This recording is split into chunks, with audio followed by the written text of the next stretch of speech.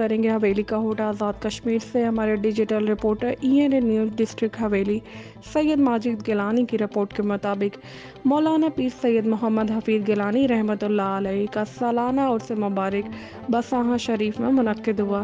اس عرس مبارک میں ضلع حویلی سے علماء کرام، مشائخ اعظام، ثنا خان مصطفیٰ کے علاوہ کوٹلی میر پور اور گجرانوالہ سے عقیدت مندان اور مریدین نے کثیر تعداد میں شرکت کی۔ اس عظیم الشان روحانی، عرفانی اور وجدانی محفل کی صدارت پیر سید سرفراز حسین شاہ گیلانی سجاد نشین آستانِ عالیہ گوگڈار شریف نے کی۔ عرس مبارک کی تقریب کی نگرانی صاحبزادہ پیر سید محمد اسماعیل گیلانی نے کی۔ مقامی ثنا خان مصطفیٰ کے علاوہ صاحبزادہ سید ماجد گیلانی نے ہدیہ عقیدت پیش کیا۔ ڈپٹی کمشنر حویلی سید اشفاق گیلانی، SSP حویلی سلطان ایوان نے خصوصی شرکت کی۔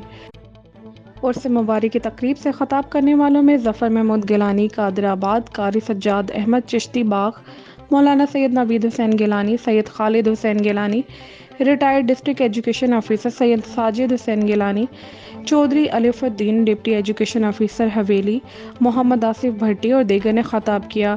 خصوصی خطاب مفتی کشمیر مولانا مسعود گردیزی خطیب اعظم باغ آزاد کشمیر نے مفصل انداز میں کرتے ہوئے مولانا پیر سید محمد حفیظ گیلانی کی دینی اور مذہبی خدمات کو سراہا۔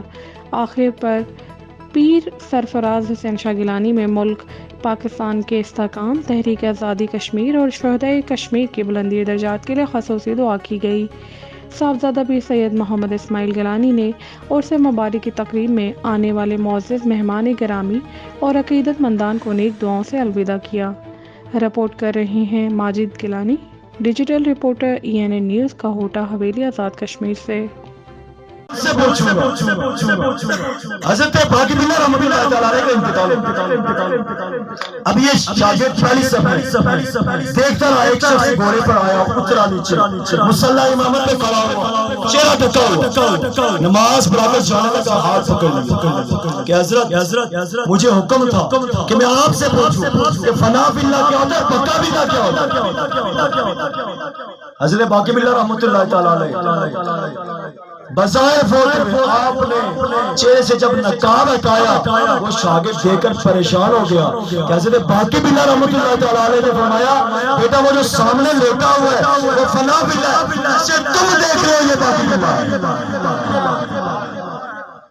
اور ایک عقیدے کی بات آخر کر کے اجازت چاہوں گا، پیر صاحب افسوس کے ساتھ ہم لوگوں کو عقیدہ نہیں بتاتے، ایمان نہیں بتاتے، آتے دورے موڑے سنا کے چلے جاتے۔ علماء بے ایمان ہو گئے، عوام جائل ہو گئے۔ علماء بے ایمان ہو گئے، عوام جائل ہے۔ قرآن کی ایک آیت ہے، وقفوہم، علماء بیٹھے، انہم مسئولون،